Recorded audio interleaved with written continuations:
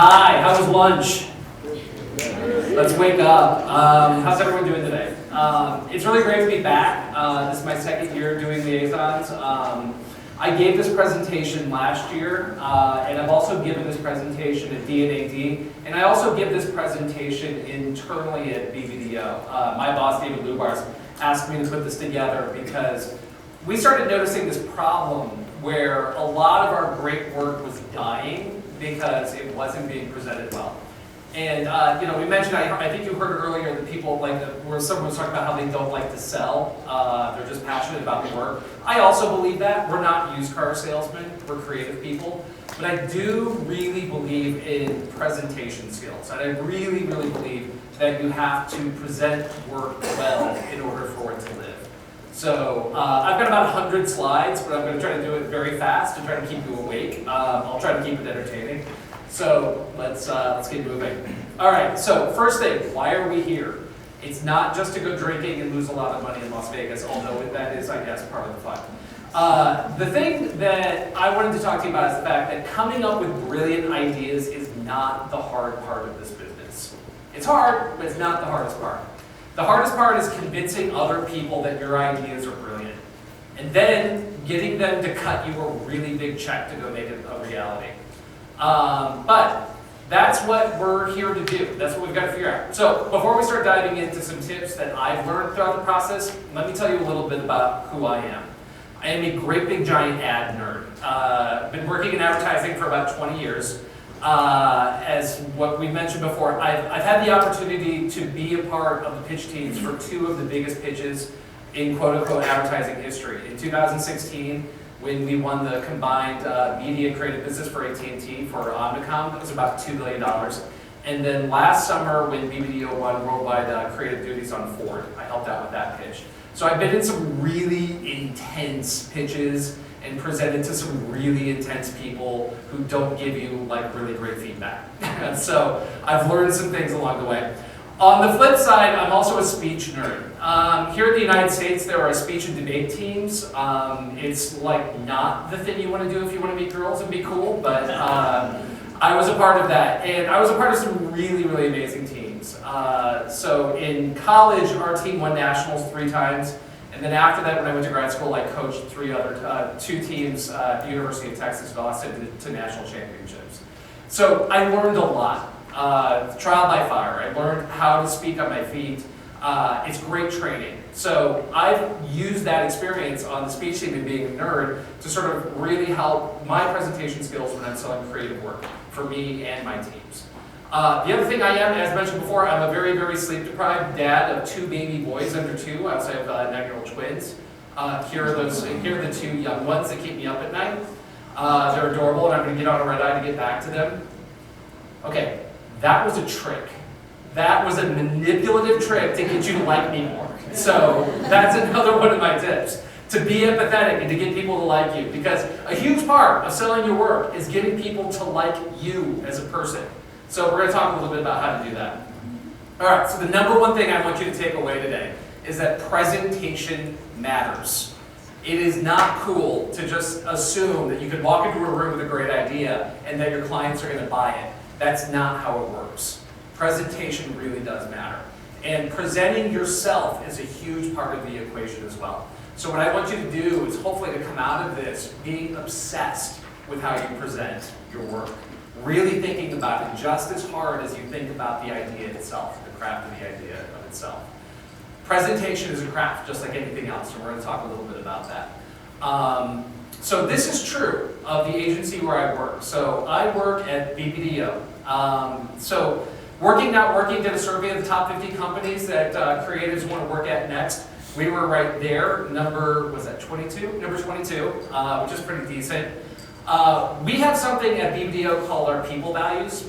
10 things that we think make, these are the values that we believe in, the principles, and this is actually how we rate each other. Like when you do those terrible things where you have to say the kind of year you've had. The people values we believe in, that, we expect every employee to make the work better. We are we, not me oriented. We're radiators, not drains. But the big ones that I'm going to talk about today are this one, number 6, We believe that everyone has to present well. And the other one is that clients love the people that work at BBDO. That we really believe in that. We rate each other on that. Presentation skills at BBDO are a really big deal. And also, we want our clients to love the people that work there. Also, this is true like everywhere else in the world. Presentation skills really matter. If you want proof, let's listen to billionaires, because billionaires are really the only people that count. So, I'm just kidding. I'm going to be a little bit cynical. Warren Buffett, you all heard of him. He's like the second richest guy in the world. He had this thing where they asked him what was the most valuable investment you ever made, and he keeps a diploma on the wall of the public speaking course he took for $100.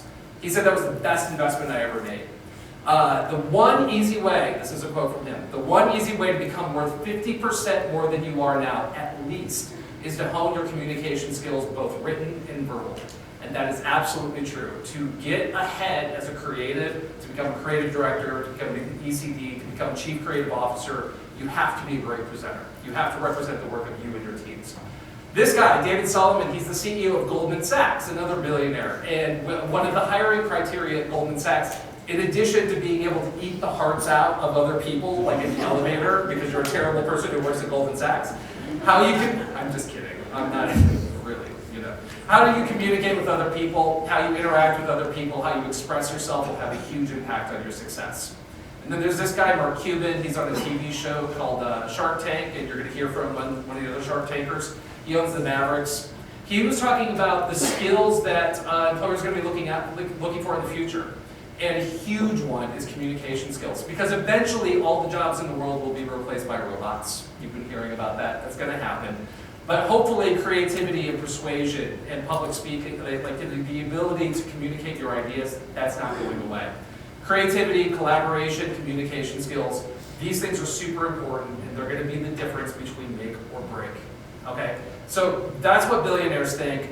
Let's take a look at some data. LinkedIn, that terrible website where people email you and just want to get to know you. They did a survey of the soft skills companies need most in 2019. Number one was creativity, which I assume we all have because we're in this room and we're here to come here. Number two, persuasion. And we're going to talk about this. Persuasion is at the heart of presenting well, because what you're going to do is persuade other people that your idea is fantastic and your idea is the one that needs to be sold. So persuasion is number two. The other three were collaboration, adaptability, and time management, which I think is hilarious because none of us have that. This group does not have good time management. No offense. Okay, so what persuades people?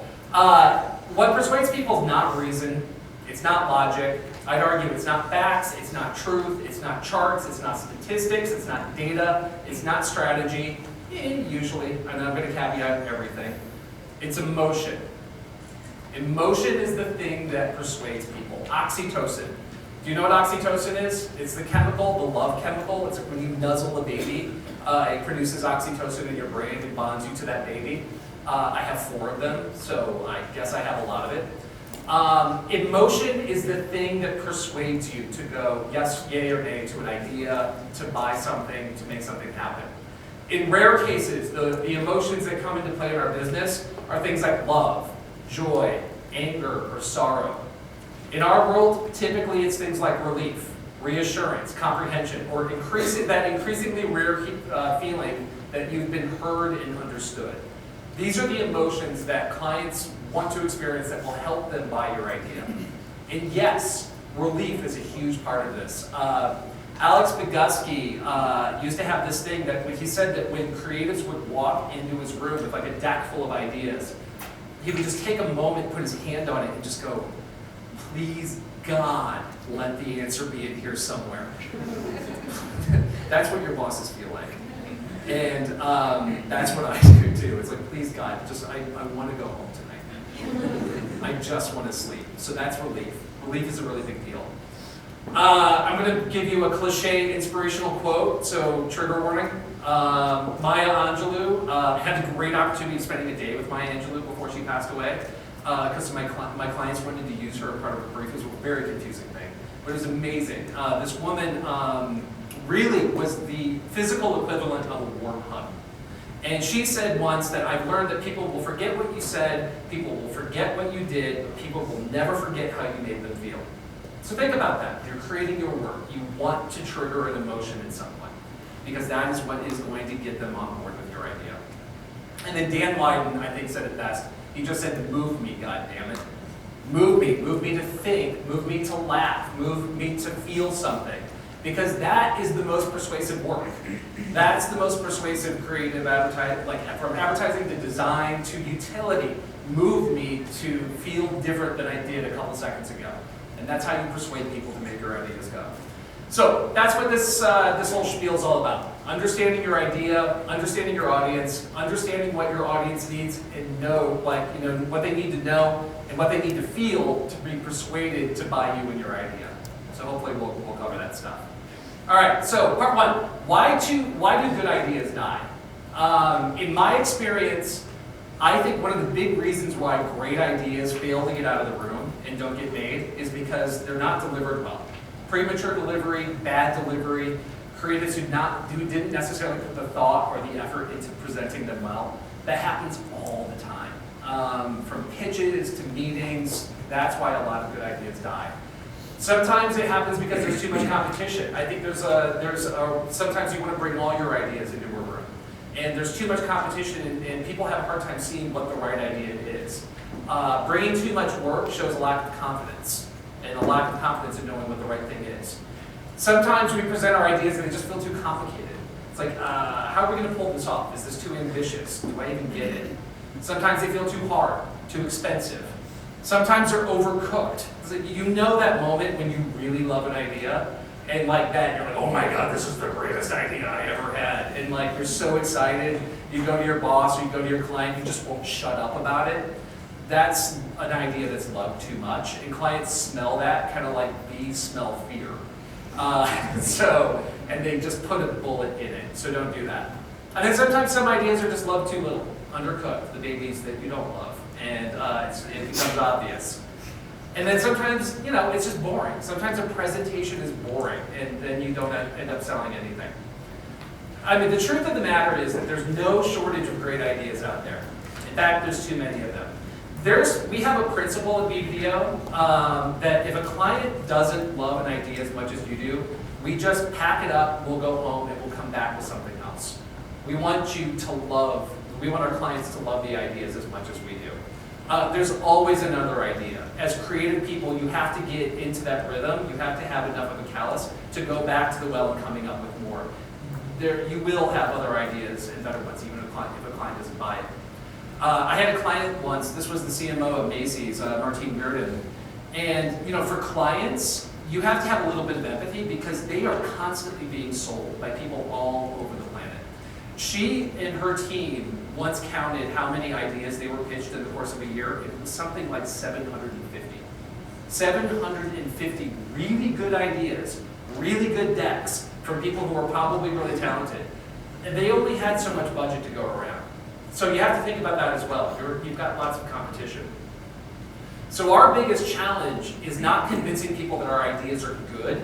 It's convincing our clients that our ideas are right, that they're the correct ones. So first, I'm going to go on a total tangent here.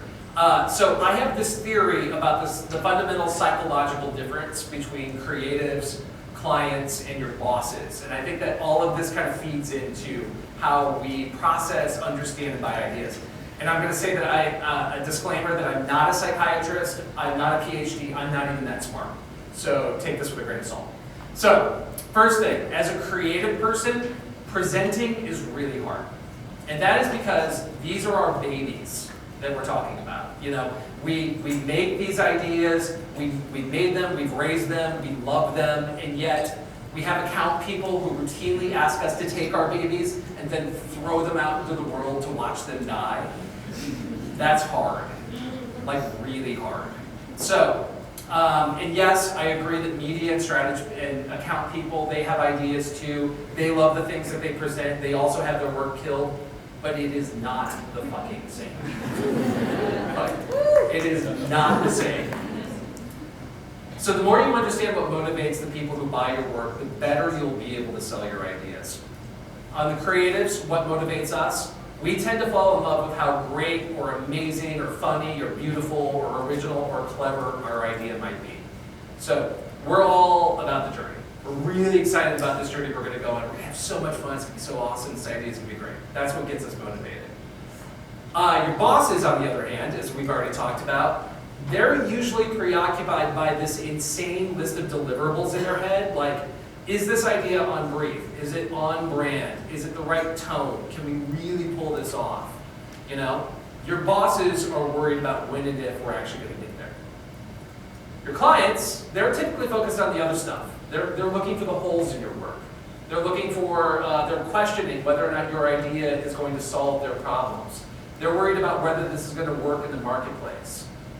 They care most about what happens when the trip is over, like when this is all done and actually working in the marketplace.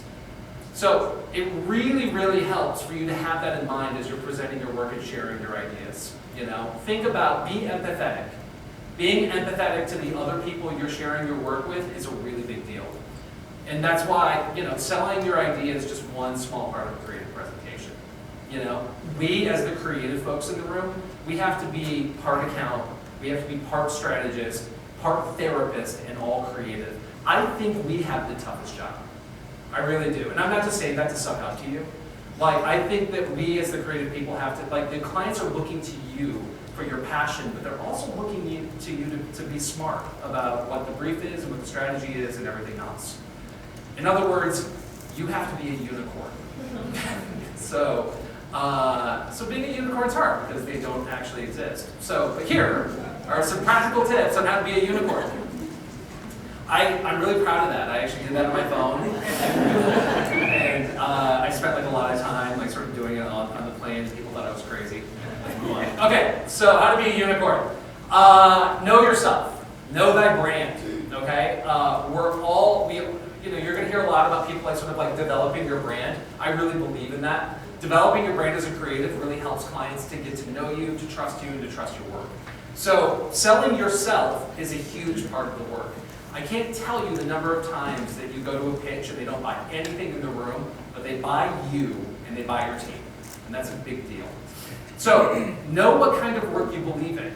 And tell your clients that. Tell other people that. Like, you know, this is the kind of work I like to do. This is the kind of utility I believe in. This is the kind of design principles I buy into. Sharing that and communicating that gets them to know you and gets to know your work a little bit better. Because sometimes the things that we present, it's not all there, it's not finished, it's not complete, and that's part of the journey. What's your story as a person? You heard a little bit about my story. I've got 4 kids. I'm from the Midwest. I'm a nerd, you know? That is all part of my story, and, you know, a little bit of how I gain trust with the clients. That shticky thing where I put a picture of my 2 adorable kids up front was, you know, to get you to know a little bit more about me. How does your point of view shape today's work? That's another thing, you know, your point of view, your beliefs as a creative person, and what the kind of work you try to do and believe in is a big part of sort of helping people understand why you brought this work into the room. And then finally, even if you hate every idea I'm presenting, why am I the person you ultimately want to work with? This kind of relationship you have with clients and the people that buy your work is a journey. Everybody has clients, everybody gets feedback. Martin Scorsese gets feedback, he gets notes from the studios. Whether or not he does those notes, who knows, you know? I'd like to think he does some of them. But really, when you are presenting yourself, oftentimes they're buying a person, not necessarily the thing on the page. So that's something that you've got to keep in mind. And it's shocking how many people forget it. Gut is good, facts are better. We are increasingly seeing that, you know, there used to be a time when creative directors could be like Don Draper and they could rock up to a room and just say, I'm this badass creative director and you should buy whatever I say because I'm telling you it's the right thing to do. That's very 1980s, it's very 60s, it doesn't work like that anymore. Your creative opinion only counts as good as your fame, your relationship, your last meeting, and like how the brand did in the last quarter. A lot of you are just starting out on your creative journeys. That sounds so chakra. You know, so I think you're going to have to work a little bit harder. So having facts and data on your side really helps to make your argument. Data is your friend. You know, if you can help make and build your argument for why this work is right through some really smart use of data, do it. Data about your audience is your best friend. You know, knowing your target market, knowing your audience, knowing who is ultimately going to be the person on the other end of that, and knowing that inside and out really shows that you're responsible, you've thought about it, you've done your homework. And in the squishy world of subjective opinion, objective facts win arguments. You know, like, we're in a really subjective field. Like, why one idea is better than the other can be tough to sort of figure out and determine. If you can have some facts on your side, that really helps. And this is where you want to become best friends with your strategists, your planners. Your strategists will help you get there. Good account people will help you get there. Usually. I caveat everything. Usually. One example of this, I'm going to show you a case study, and then I'm going to talk about this case study was something we did for AT&T. It was about a campaign to prevent texting while driving. And it was an idea we actually had 3 or 4 years ago, and we didn't have any data to back it up. We just knew that the idea was amazing. And we presented it to the clients, and they're like, oh no. We hate that idea. Don't ever show us that idea again, because it was so morbid. You'll see when you see the case study. But we actually went through a huge process of collecting a ton of data to prove that it was a really compelling idea, and that's how we sold it. So here's the case study. When I was 16, I wasn't thinking about how my life would end up. Things turned out differently? I don't know. I wanted to be an athletic trainer. Well, I actually wanted to be an athlete, but I wasn't very good at sports. They wanted me to play football in high school. I hated football. I liked my cat. Oh. Maybe I'd be married to that girl I was hanging out with freshman year. She's married with a baby now. I wanted to design video games, but that's probably a pipe dream. Maybe I wouldn't be doing anything. Maybe I'd still be trying to figure it out. But at least I'd have that chance. Life keeps racing forward for everyone, except me.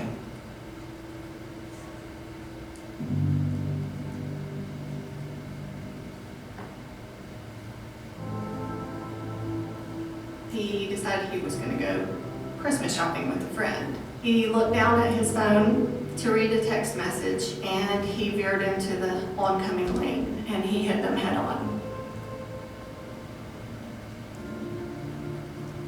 Someone was driving and not paying attention.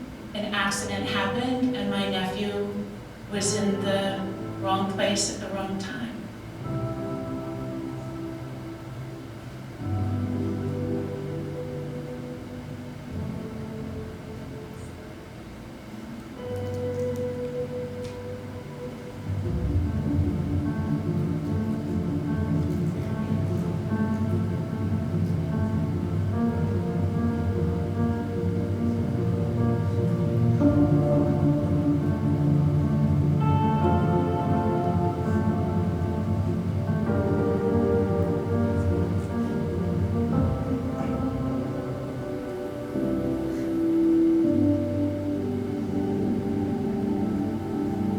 So when we first presented this idea to AT&T, they were horrified, frankly.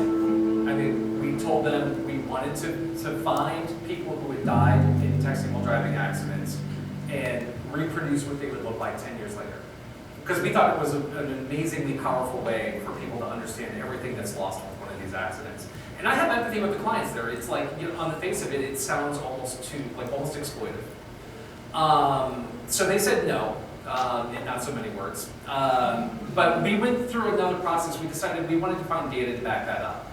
And we actually tested this concept against 100 other concepts. From everything from humor to comedy to like every different way that we could go and tackle this problem. And we tested it on Facebook through these very, very like lightweight, very simple executions. And this one outperformed all the others by an order of magnitude. Just destroyed everything else. It was the most motivating thing to get people to change their behavior. And that data woke up our clients and it made them say yes, finally. And they're now just as proud of the work as we are.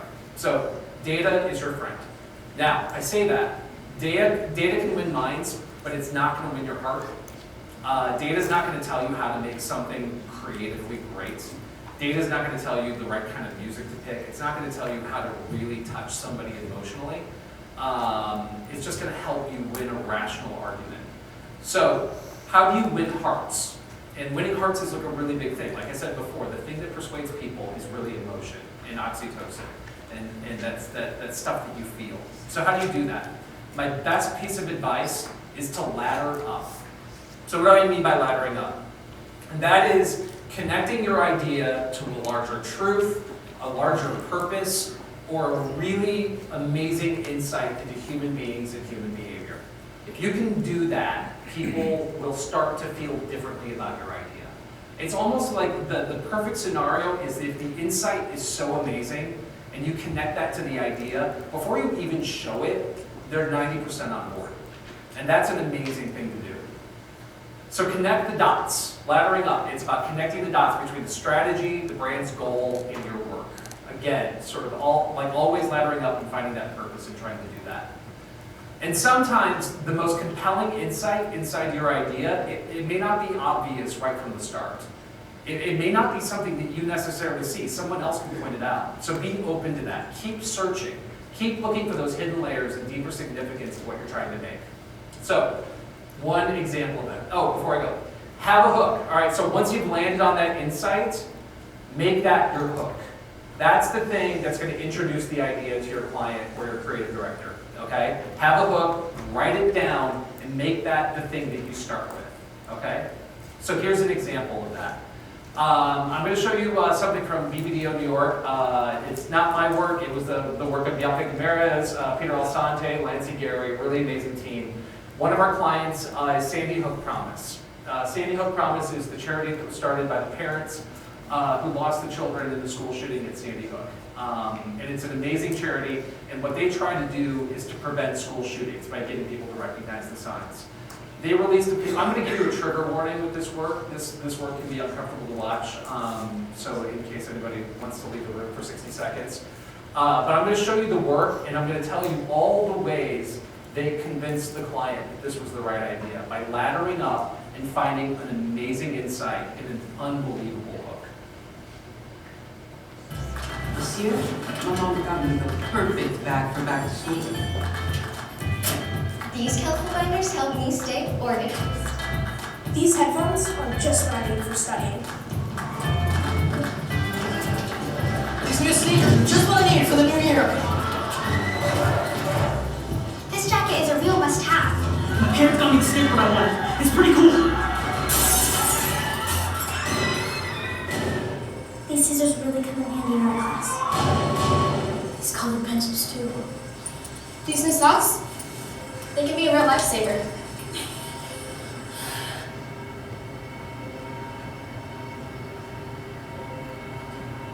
I love making my own phone to stay in touch with my mom.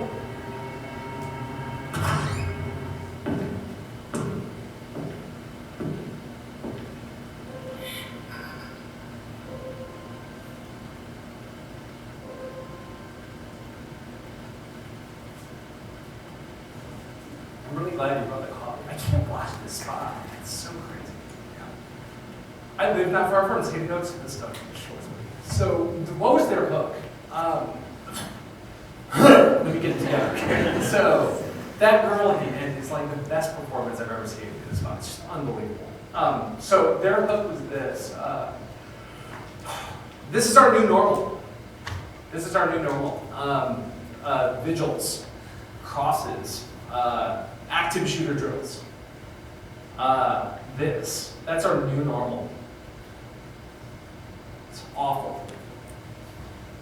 Their insight was that America has become so numb to these things that they're the new normal. So much so that we teach our kids how to survive shootings rather than prevent them. I did not know I was going to be like getting this emotional here, so you guys can all make fun of me on Facebook later. So their idea, that's the insight. These are the new normal, so much so that we're teaching our kids how to survive shootings rather than preventing them. So, the idea, let's use the tropes of what used to be normal, back to school season, to dramatize exactly what that means in 2019. Let's force people to confront the trauma we're inflicting on our kids to encourage them to finally take action. When you see that, I'm 90% there. I don't even need to see a script. I get it. I understand it. The insight is so powerful, so heartbreaking. And the idea is just so, like, it just makes perfect sense. So that's what I mean by laddering up. Ladder up. Find a powerful insight. Use that hook to hook your people emotionally. Not all of us are going to be working on school shooting briefs, by the way. You know, sometimes we have to sell diapers, you know? So I think, like, so I don't necessarily recommend breaking down in tears every time you're doing like a diaper ad. It's like, oh my God, this is the most crushing thing ever. But you know, think about this process when you're making selling work to your clients, because it really does matter. I promise that the rest of this presentation will not be quite so down, like not such a bummer. Okay, so presentation is a craft, part 3. Presentation is a craft. So here are some notes on craft, aka how not to be boring.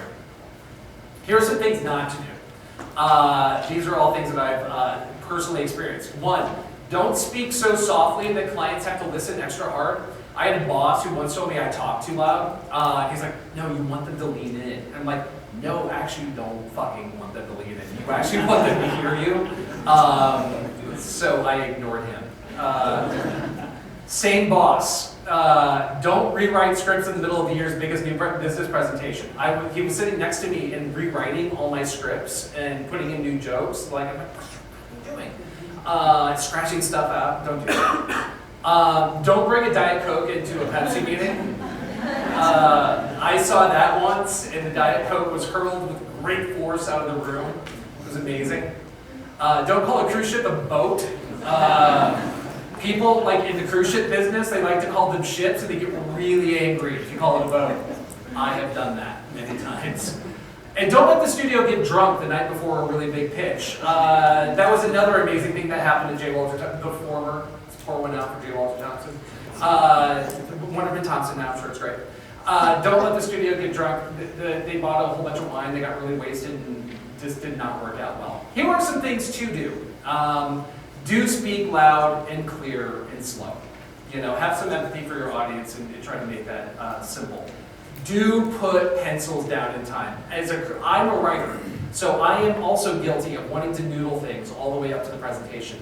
But if it's a really big presentation, put the pencils down a day before and give yourself time to rehearse. The clients will probably not notice the difference. I really mean it. You might, your bosses might, but your clients won't. It will make all the difference in your presentation. Be thoughtful, be empathetic. I think we've talked about that quite a bit. Do know your clients' triggers. If they work for Pepsi, don't bring a Diet Coke. If they work for a cruise ship, don't call it a boat. Every client has their triggers. Good account people and people who have been on the business before should help you locate them and figure that out. Take care of yourself. Presenting is a physical act. You know, if you're traveling to the client meeting, sometimes you want to shut down the hotel bar. I highly don't recommend that. You know, take care of yourself and, you know, make sure that you're doing everything you need to do to make a great presentation. So, a lot of people ask me questions, well, what's the best way to give a presentation? Do we do slides, decks? Should we Skype, telepresence? Should we print decks, 11 by 17? Should we do boards, CDs or Teams? Blah, blah, blah, blah, blah, blah, blah, blah, blah. Here's my answer. I really don't know. It really all depends. Every single presentation is different. I think the biggest thing that makes a difference is for you to take a day with your teams to figure out what's the right thing to do in this situation. Because it's so rare. Like, we have so little time. We're racing to these presentations 9 times out of 10. I implore you to take the time to think about these things, because it will make a difference in the amount of work that you're able to get made. But in general, there are some things that I've learned. 1, it's better to be home than away. If you can bring people to your place of work, that really works out best. You're on your home turf, that's great if you can do it. In person is always better than over the phone. As Allie, who's at our office in LA, knows, we do a lot of presentations over the phone, which is not great. It's better to do it in person if you can do it. Showing is always better than telling. And I'm going to show you some examples of, you know, if you can put together a rip, do it. If you can actually do a prototype of your idea, do it. If you can do a simple animation, anything you can do ahead of time so you don't have to explain something, it's like, it's gonna kind of be like this, and just show them it's gonna be like this. That's a big deal. Anything you can, well, I think I'm just repeating myself. Repeating yourself is also good. The more you show, the less confident you seem. You know, sometimes like there's a real desire, like you don't know quite what the right answer is, so you're gonna bring it all. Don't do that. You really want to choose your best work and have a recommendation. Like, this is what you should do, not what do you think. Saying what do you think is the worst possible thing in a meeting. Have a recommendation, have a point of view, and be passionate about it. But not so passionate that you're annoying. We'll talk about that in a minute. Find the simplest way to tell your story, okay? And then also be human, be interesting, be yourself. You don't have to be someone else unless you're a terrible person. If you're a terrible person, be someone else.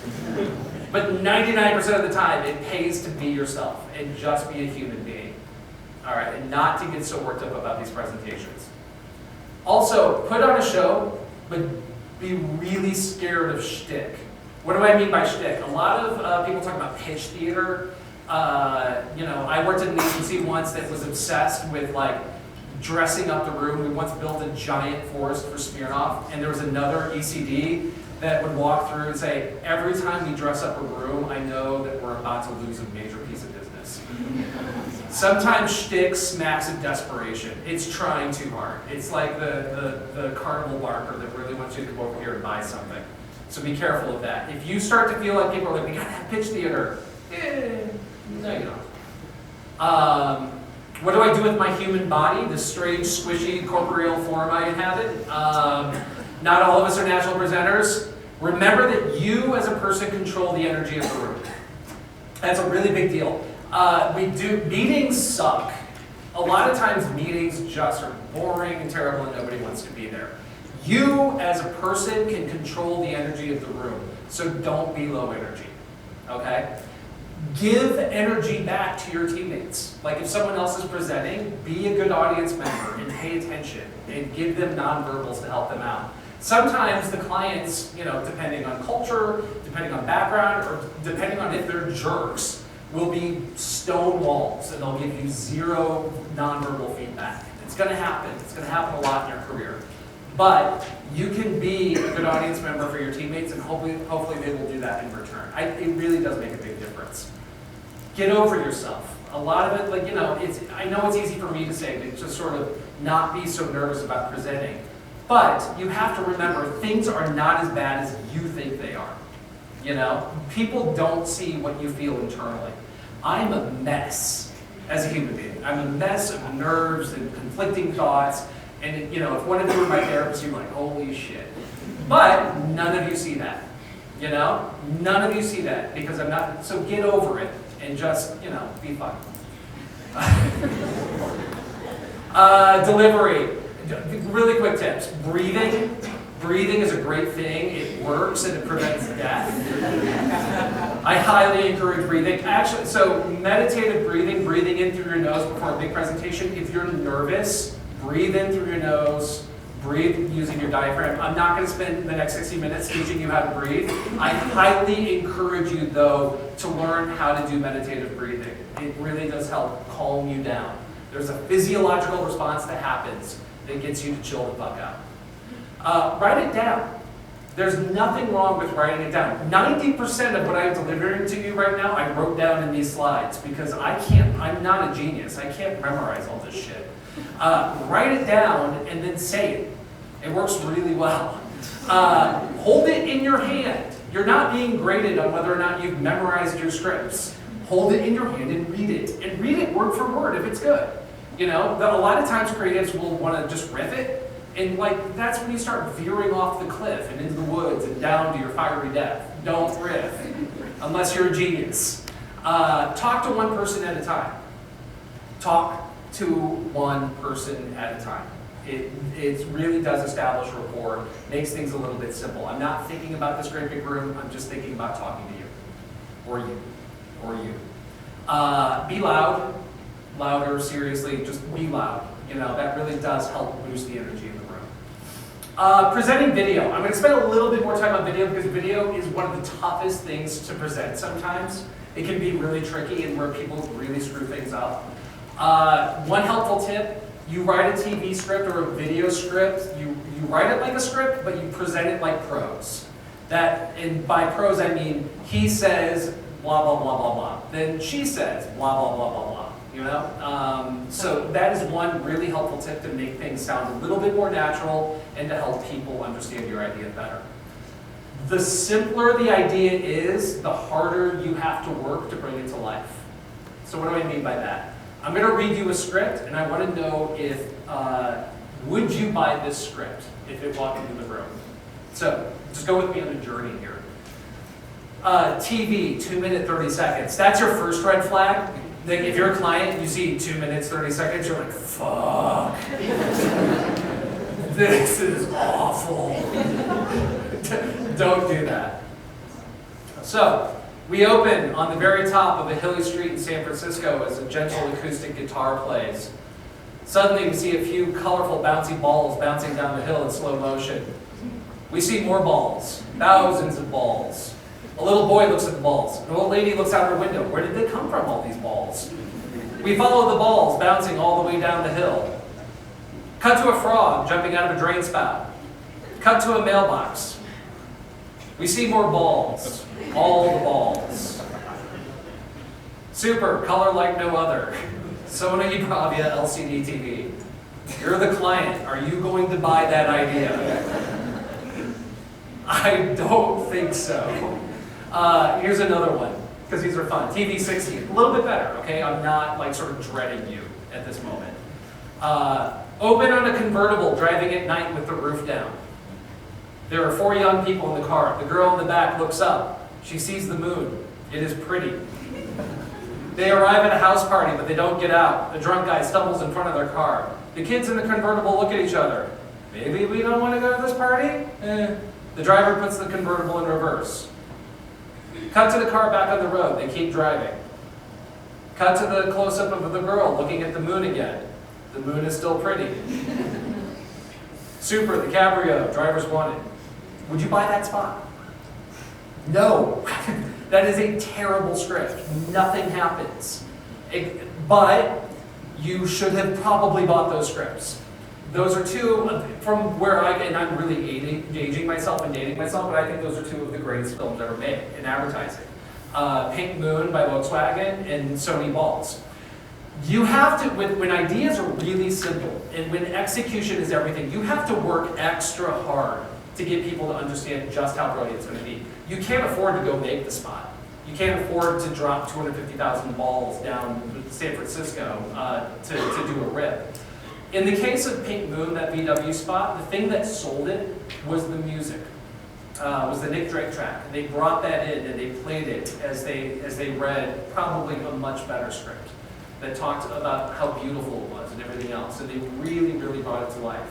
There was an amazing story on NPR about how they sold that spot because it's just so, nothing happens in the script. It's a nothing script, but it's one of the most beautiful spots I've ever seen. Sony Balls, I really don't know how they sold it. I don't have any great anecdotes. I'm just assuming that maybe they had 250,000 balls and they just threw them at the client. Like, yeah, let's do that. It's fucking awesome. But it's a super simple idea and made a beautiful thing. So really, I implore you to spend the time figuring out how to bring very simple ideas to life in a way that's evocative and that emotionally hooks your client. So to that end, bring reference, bring music. Music is a huge thing. Music is the #1 emotional trigger. And you can get people to understand the emotional tone and resonance of something just by playing a song, even if it's not the song you end up selling. Mood frames, reels, whatever it takes. If it's under 2 minutes, present the whole thing. If it's over 2 minutes, bring a treatment. And that's something we started doing at BBDO, is we create treatments, just like director's treatments instead of scripts, especially for longer pieces of content. It changes the game. It helps your clients really understand and feel it so much more. Practice dialogue. Dialogue is a tough one. If you have comedy dialogue, that's something you really want to practice ahead of time because it's so easy to screw up. And again, I'm repeating this one. Present a treatment, not a script. So let me give you an example of something that we did. I'll show you the spot first, but then I'll show you the treatment that went into it that made it possible. This was a film we did for AT&T that came out last summer.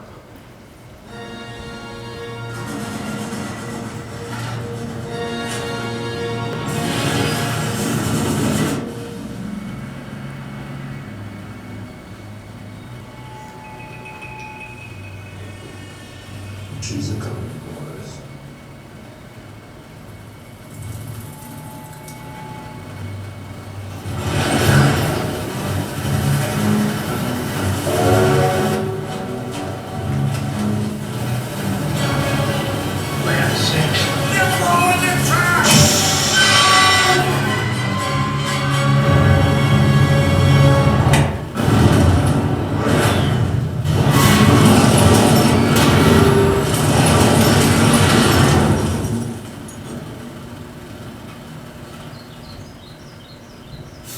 Jeez Louise, what happened? Well, I don't know, jumpers, but we gotta get back on the track. Gotta get back on the track. Gotta get back on the track. Gotta get back on the track. Gotta get back on the track. Gotta get back on the track. Gotta get back on the track. The rails went bang and we sure took the whack.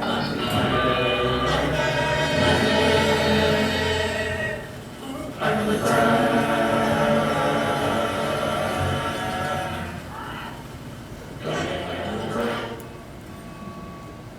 The audio is way better in the when you heard it. So how did we sell that? We sold this through a treatment, not through just presenting a script. We put a lot of heart and time into building what this looked like. I'm not going to read the whole thing to you, but I want you to take a look at what we did. The big thing here was like leading off with the insight. Our insight was that people don't have one single thing that they're into, they have lots of things, depending on their mood. So no matter what sort of thing you're into, from romantic comedies to horror, AT&T gives you more for that thing. So our idea was to create films, and this was all work that ran in the cinema right before the movie. Let's create films that blend multiple genres in completely unexpected ways. So you walk in thinking it's one genre, and boom, we switch to another one halfway through. And from there, we presented this just like a directorial treatment. We were asking the clients to invest a lot of money. So we really wanted to put a lot of love into it. So we broke out the individual scenes. And the amazing thing was that the reference and the swipe they put together is really remarkably close to the final film. And we took great pains to do that. If you look at the shots, we use animated GIFs in the treatment as well, just to give it a little bit of life. At that point in the script, we were going to do horses, and the horses were the thing that pulled the track off, which would have been awesome, but cost like $3 million more, so we lost the horses. But again, bring it to life. That, show them what the explosion would look like. Show them what the train going off the rails with there. This stuff is out there, and you can create these GIFs, and they really do make a big difference. And then, of course, Thomas the Tank Engine. The lawyers would be mad that I'm showing this. Again, so treatments. Treatments are like a secret trick that really make a difference, especially when you're doing and proposing big ideas. They make a big diff. What else persuades people? Emotion is good. A rip is really good. Depending on how big your meeting is, like a rip, which is where you take and you collect all this different kind of footage that's out there in the world and you create an edit of the thing that you're proposing. Whether that is if you're proposing a great big new platform for a campaign, if you're proposing, a new idea, if you want to get them to understand the mood of something, a rip really makes a difference. A few years back when I was at JWT, I ran Rolex globally, and we were presenting a whole new campaign for them. And Rolex was a very conservative client. They, make watches. So we decided to make a rip that gave them a sense of like what it was going to feel like. And we had, we didn't have a ton of money to do it either.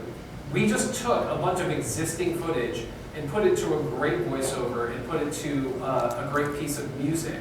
And that got them to understand emotionally the kind of work we wanted to propose. And it wasn't really that hard. It was something we put together in just a day or two. And the bigger the stakes, the better the rip. Here, so I'll show you what we did. The word itself, invented to look good on a die.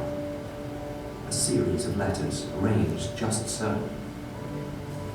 Arranged just so.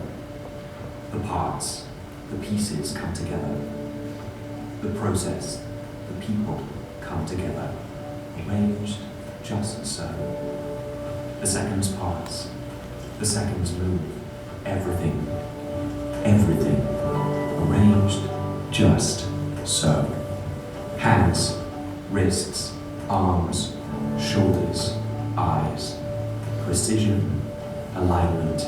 Arranged just so. No single part more important than the other. Coming together to constitute the moment. A series of letters arranged just so. Arranged just so. It doesn't have to be, that was just stock footage from the Rolex library that we treated differently, and like we just spent a little time crafting it. You can do a rip pretty quickly, so I would encourage you, like for the big meetings and the big moments, do a rip. Here's another dirty secret that I almost don't like giving away because it's so good. It's like that super secret, like here's one weird trick to lose weight. Here's one weird trick to sell something. Make the case study before the work. It's really amazing. Say you have a very complicated idea or an activation or something that takes a huge leap of faith. Oftentimes we will make the case studies after the fact because we're trying to win awards or we're trying to enter them into shows. But to sell the idea, there's nothing more powerful than creating a case study before you even do it so the clients understand how this campaign, how this activation, how this thing's going to roll out. So let me give you an example of that. A few years back, we were pitching E-Trade. Here in the United States, there was this campaign that Gray, New York had done. There was the E-Trade Baby. It was a talking baby. It was like a really huge thing. There were Super Bowl ads. Who remembers the talking baby? Okay, so when E-Trade went up for review, it was obvious that they were going to kill the baby. And it became a national story. Somehow during this pitch, like it was the front page of the New York, not the New York Times, but like Bloomberg. Everyone's like, what are they going to do with the baby? And so we thought in our pitch meeting, like we had this brilliant solution for what they were going to do with the E-Trade baby. And so we made a reverse case study to get that idea across.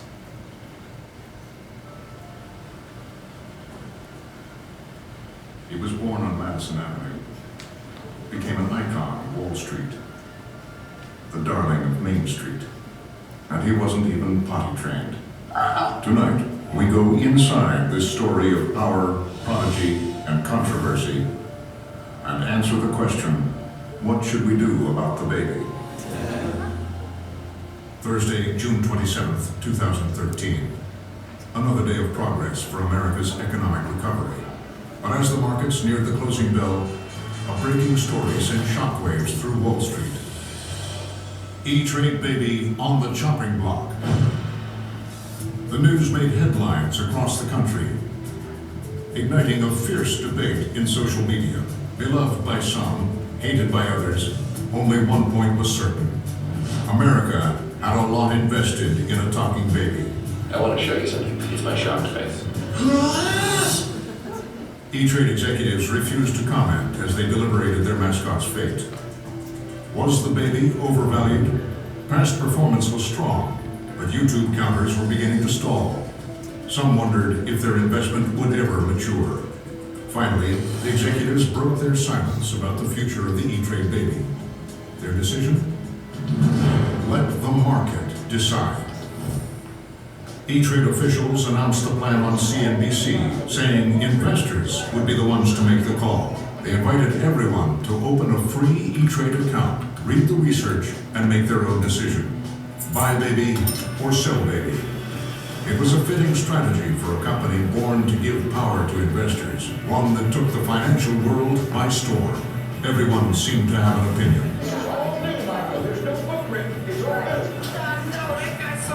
There was an integrity behind him. You have to sell.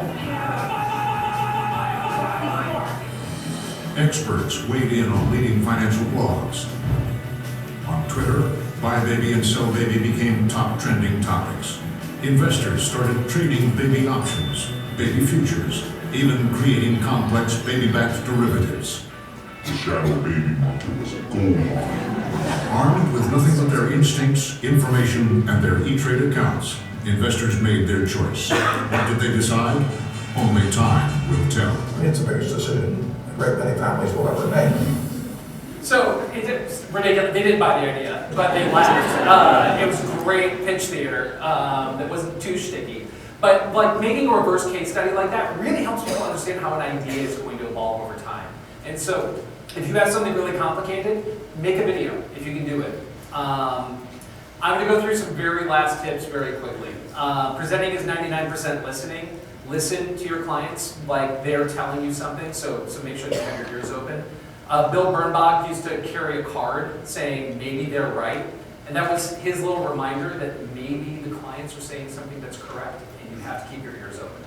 So 99% of presenting is listening. Now I'm going to say actually 99% is preparing and getting ready. I'm also terrible at math. So dumb, simple stuff that goes without saying, but I'm going to tell you anyway. Know your room. If you know the room that you're going to present in, so you can know where to stand, where you're going to sit, all that stuff's really important. Dongles, don't forget dongles. Don't spend the first 15 minutes of the goddamn meeting trying to connect to a projector. It just kills the whole thing. Don't be late. Don't run over, which is what I'm doing right now. Know ahead of time what to cut. And practice in front of fresh eyes. You know, I really do encourage, like, if you're not necessarily the most comfortable presenter, get with some other people at your agency or where you work and present for them and practice with each other.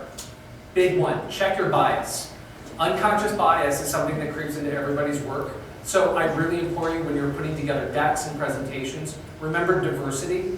Remember, you really have to think about all the things that go into it, like in terms of the visuals that you put together. What is the message that you're trying to send? And sometimes, like, that's something that people way too often overlook. If you're writing scripts and you're assigning gender roles, think about that. Take a moment to think about what you're doing, because it's surprising how often unconscious bias creeps into our work, and it really makes you look bad. And then feedback is a gift. That's my boss, and whenever he tells me, Matt, feedback is a gift, that means I'm about to get some bad news. But how to take feedback is a really big deal, and it's hard. So some tips. Listen, keep listening. Don't ever solve problems in the room. You know, sometimes a client will say, you know, we'll present you with a situation, and you'll feel like you want to give an answer. It is perfectly acceptable to walk out and, you know, to sort of take a day and to think about things. You don't have to answer right away. Let other clients knock down issues. Sometimes there's this really fun game where the junior client goes first and they go in order of seniority. And the junior client will be like, well, I really love that idea, except everything about it. It was really terrible. You know, you will be like, you know, you'll want to say something and sort of defend the work. Don't wait for other people to maybe do the work for you. It happens so often. Where, like, as they go down the line, someone else will say, everything you said was wrong. And you can sit back and be the hero. If you have to push back, do so carefully. Don't be defensive. We get so defensive about our ideas because they feel like, you know, when they're attacking your idea, it's like they're attacking you. Don't. It's okay to sort of, you know, take a moment, be cool, take a day, and come back later. And if you hear yes, get the fuck out. I once had a client said, like, you don't take yes for an answer because we kept talking afterwards. Like, no, walk away. They said yes. Run out of the room as quickly as possible. So thank you so much for listening and being great audience members. And if you have feedback for me, please give it to me on Instagram, on Twitter, just not by email because I really hate email. But I'd love to hear sort of like your feedback on the things that you would know and like things that would make this presentation better. Because then I'll work on a better version for my creatives. And then always say thanks. And this is how we like to say thanks, with a picture of Tom Hanks. Just cause. So thank you very much. I appreciate it. Thank you.